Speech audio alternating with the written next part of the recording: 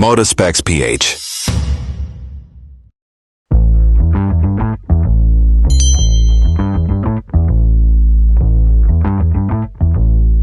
Isa sa pinakasikat na scooter sa Pilipinas, ang Honda Click 160. Pero ngayong 2026, sulit pa talaga ito. Sa video na ito, pag-uusapan natin ang presyo, features, performance, fuel efficiency, installment, para kanino itong motor, at syempre, sulit ba talaga ang Honda Click 160? Kaya kung balak mong kumuha ng sporty pero practical na scooter, tapusin mo ang video na ito. Unang tingin pa lang sa Honda Click 160, mapapansin mo agad na sporty at aggressive ang design niya. Mas premium na ang dating kumpara sa dating Click 125 at mas muscular ang body panels. Parang combination siya ng practicality at sporty look. LED na rin ang headlight at taillight kaya modern ang itsura lalo na sa gabi. Malapad din ang body kaya mas malaki tingnan sa personal. Kapag ginagamit sa city riding, talagang mapapalingon ang ibang tao lalo na kapag bagong kulay o bagong linis ang motor mo. At kahit sporty ang dating, comfortable pa rin ang riding position kaya swak siya pang araw-araw. Ang Honda Click 160 ay may 157cc single cylinder 4-valve liquid-cooled engine at gumagamit ito ng Honda ESP Plus technology. Ang power niya ay around 15 horsepower at 13.8 Nm torque. Sa madaling salita, ramdam mo talaga ang lakas niya lalo na sa arangkada. Kapag nag-overtake ka sa highway o paakyat, hindi hirap ang makina. Mas malakas siya kumpara sa typical 125cc scooters. Kapag piniga mo ang silinyador, mabilis siyang sumasagot. Perfect siya para sa daily commute, long rides at kahit may angkas. Hindi siya sobrang agresibo parang racing motorcycle pero sapat ang power para maging exciting i-ride. Pagdating naman sa comfort, maganda ang handling ng Click 160. Magaan isingit sa traffic kahit medyo mas malaki na siya kumpara sa Click 125. Stable din sa high speed, hindi gaanong maalog kahit nasa highway ka. Ang suspension niya ay decent pa rin sa city roads. Pero syempre, mararamdaman mo pa rin ang lubak lalo na kung grabe ang daan. Ang upuan ay comfortable naman para sa rider at passenger. Maluwag din ang footboard kaya okay sa pang-araw-araw na gamit, delivery o pangpasok. Isa sa pinakamalaking dahilan kung bakit sikat ang Click 160 ay dahil loaded siya sa features. Una, keyless system na siya, mas convenient at modern gamitin. Meron din itong USB charging port, fully digital panel meter, idling stop system at malaking underseat compartment. Kasya rito ang helmet at iba pang gamit. Meron na rin itong Honda Smart Key system na may anti-theft features. Sa braking system naman, may CBS, mas safe lalo na kapag emergency braking at syempre fuel injected na rin kaya tipid sa gas. Isa pa sa pinaka-importanting tanong, matipid ba ang Honda Click 160? Ang sagot, oo. Depende sa riding style mo. Kaya nitong umabot around 40 to 45 kilometers per liter. Kapag chill ride lang at hindi harurot, posible pang mas mataas. Kaya kahit 160cc siya, practical pa rin siya gamitin araw-araw. Maganda itong balance ng power, performance at fuel efficiency. Pagdating naman sa presyo, ang Honda Click 160 sa Pilipinas ay nasa around 109,000 hanggang 120,000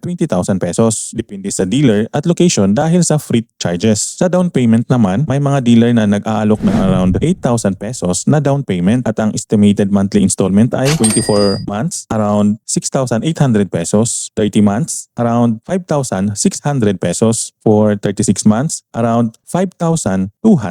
Take note, depende pa rin ito sa dealer, promo, requirements at location. Mas okay pa rin magtanong sa pinakamalapit na Honda dealer sa area ninyo.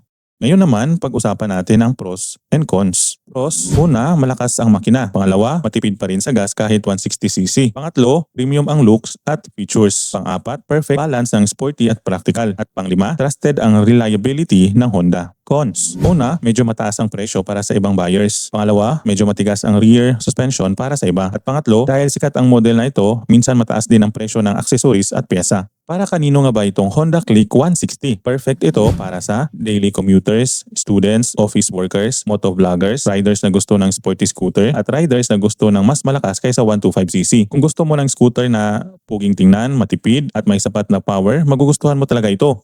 So, sulit ba ang Honda Click 160? Para sa akin, oo, sulit siya dahil sa combination ng power, fuel efficiency, features, reliability, at sporty design. Hindi man siya pinakamurang scooter, pero sulit ang binabayad mo sa makukuha mong performance at quality. Isa ito sa mga scooter na kayang sabayan ang daily commute, long rides, at kahit weekend adventures. Kaya kung may budget ka at gusto mo ng practical pero exciting na scooter, malaking option talaga ang Honda Click 160. Kung nagustuhan mo ang video na ito, huwag kalimutang mag-like, subscribe, at pindutin ang notification bell para sa mas marami pang motorcycle reviews. Comment mo rin sa baba, sulit ba para sa iyo ang Honda Click 160? Maraming salamat sa panunood.